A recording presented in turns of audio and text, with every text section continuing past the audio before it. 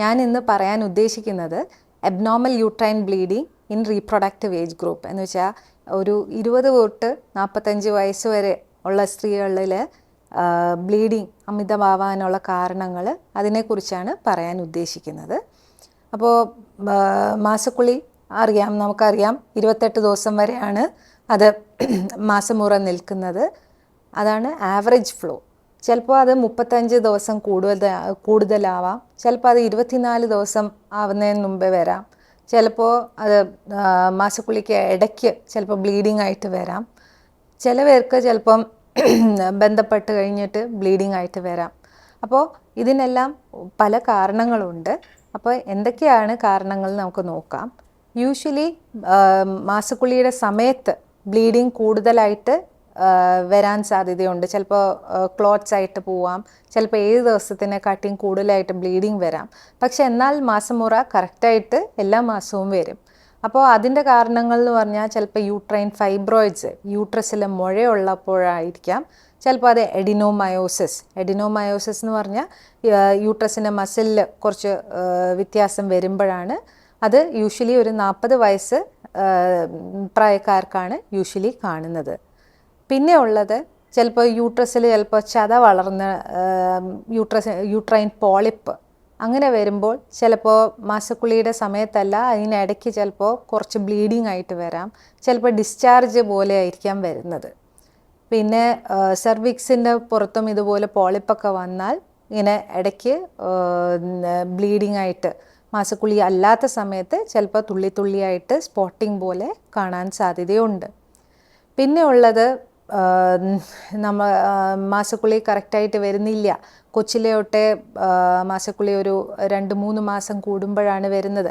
അങ്ങനെ polycystic ovaries അങ്ങനെയൊക്കെ ഉള്ള ആൾക്കാർക്ക് ചിലപ്പോൾ ഈ യൂട്രസിലെ ലൈനിങ് എൻഡോമെട്രിയൽ തിക്നെസ് കൂടി വരാൻ സാധ്യതയുണ്ട്. അങ്ങനെ എൻഡോമെട്രിയൽ ഹൈപ്പർപ്ലേസിയ അങ്ങനെയൊക്കെ വരുമ്പോഴും ചിലപ്പോൾ ബ്ലീഡിങ് അമിതമാവാനായിട്ടുള്ള സാധ്യതയുണ്ട്. ചിലപ്പോൾ ബ്ലീഡിങ് 21 ദിവസം വരെ നീണ്ടു നിൽക്കാം. അതുകൊണ്ട് വിളർച്ച, പിന്നെ ഫെറ്റീഗ്, ടയർഡ്നെസ് ഇങ്ങനെയൊക്കെ വരാനുള്ള സാധ്യതയുണ്ട്. പിന്നെ എൻഡോക്രൈൻ ഡിസോർഡേഴ്സ് എന്ന് വെച്ചാൽ തൈറോയിഡിൻ്റെ വ്യത്യാസം, തൈറോയിഡ് ഹോർമോൺ കുറയുമ്പോൾ എന്ന് വെച്ചാൽ ഹൈപ്പോതൈറോയിഡിസം അങ്ങനെ ഉള്ളപ്പോഴും ചിലപ്പോൾ വരാം.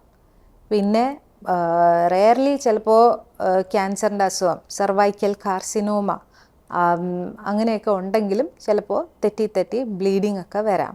അപ്പോൾ ഈ സെർവൈക്കൽ കാർസിനോമയുടെ കാര്യം പറയുമ്പോൾ ഇത് ഒരു പ്രിവെൻറ്റബിൾ ക്യാൻസറാണ്.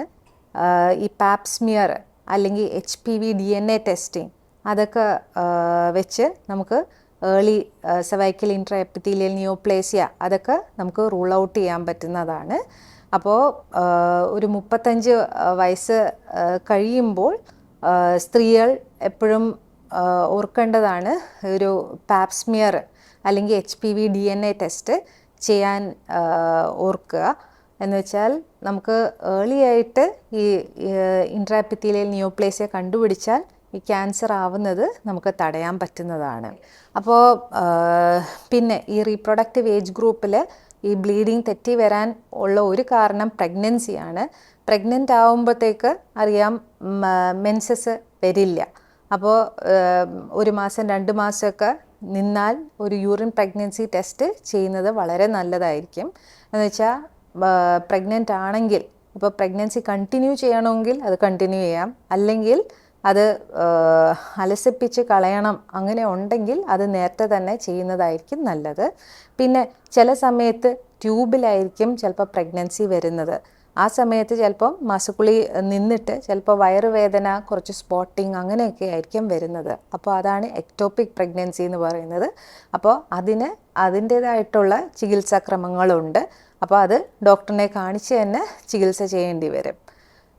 പിന്നെ ഇപ്പോൾ പ്രഗ്നൻസി വേണ്ട എന്ന് വെക്കുവാണെങ്കിൽ MTP എന്ന് വെച്ചാൽ മെഡിക്കൽ ടെർമിനേഷൻ ഓഫ് പ്രഗ്നൻസി ചെയ്യുവാണെങ്കിൽ ഓർക്കേണ്ടത് കോൺട്രസെപ്ഷൻ ഉപയോഗിക്കുന്നത് വളരെ അത്യാവശ്യമാണ്. എന്ന് വെച്ചാൽ അടുത്ത പ്രഗ്നൻസി പ്രിവെൻറ്റ് ചെയ്യാൻ വേണ്ടി. അപ്പോൾ ഇപ്പോൾ നമ്മൾ പറഞ്ഞത് ഈ മാസക്കുളി കൂടുന്നതിൻ്റെ കാരണങ്ങൾ, മാസക്കുളി തെറ്റി വരുന്ന കാരണങ്ങളൊക്കെയാണ്. അപ്പോൾ ഇങ്ങനെ ഒരു 6 മാസം നീണ്ടു നിൽക്കുവാണ്, ബ്ലീഡിങ് കൂടുതലാണ്, വിളർച്ചയുണ്ട്, അങ്ങനെയൊക്കെ ഉണ്ടെങ്കിൽ ഡോക്ടറിനെ എന്തായാലും കാണിക്കുക. ഡോക്ടർ അത് നോക്കിയിട്ട് ആവശ്യമുണ്ടെങ്കിൽ ട്രീറ്റ്മെൻറ്റ് സ്റ്റാർട്ട് ചെയ്യും. എന്ന് വെച്ചാൽ ടാബ്ലറ്റായിട്ട് സ്റ്റാർട്ട് ചെയ്ത് അതിലും കുറയുന്നില്ലെങ്കിൽ മാത്രം സർജറി ആയിട്ട് ചെയ്യുന്നതായിരിക്കും. ഇതെല്ലാം പറഞ്ഞുകൊണ്ട് ഞാൻ എൻ്റെ വാക്കുകൾ ചുരുക്കുന്നു. നന്ദി, നമസ്കാരം.